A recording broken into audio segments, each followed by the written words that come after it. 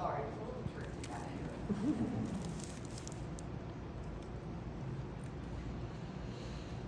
Good. Ready?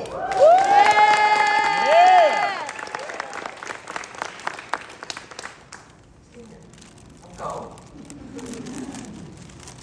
I am proud to say that Dr. Michelle Morado's dissertation is one of the most innovative dissertation projects I've had the pleasure to direct. It has been equally a pleasure to co-direct this project with my colleagues, Dr. Michelle Hibo-Payan and Dr. Liliana Rodriguez Silva from the History Department.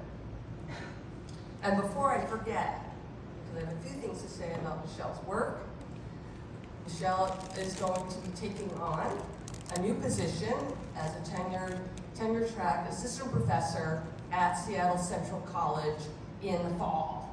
Yeah! Yeah, so many times we can get jobs, so that's always a good thing. Okay, a little bit about Michelle's work. Her dissertation is entitled Kin-Making, Creative Practices Among Queer Youth and Women of Color, 1950 to 2020. Michelle's dissertation extends and complicates her MA thesis, in which she examined the creation and deployment of Pachuca identity among young women of Mexican ancestry in California and the southwestern United States during the Second World War, the so-called Zoot Suit era. As she argued in this earlier work, Pachuca was not simply a female counterpart of the male Pachucos in Chicano communities, when Zoot Suit served as a cultural marker of young, rebellious Chicano Latino urban masculinity. Rather, Pachucas who came of age in the 1940s and 50s created a distinct cultural identity that celebrated their lived experiences as unmarried, second-generation, working-class, Mexican-American young women who often defied the authority of their elders, as well as the predominantly white male police, who sought to crack down on Zoot Suiters in urban locations like Los Angeles and El Paso, Texas. Dr. Morado uses a mixed methodological approach to the dissertation, deftly managing a range of sources, including printed and digital archives, organizational reports, letters, music, photographs, online forums, and interviews. She weaves together beautifully these shards of history with a contemporary digital world to create a story of remaking kinship and community under the often violent institutional shadows of the middle-class, white, heteronormative family in U.S. society.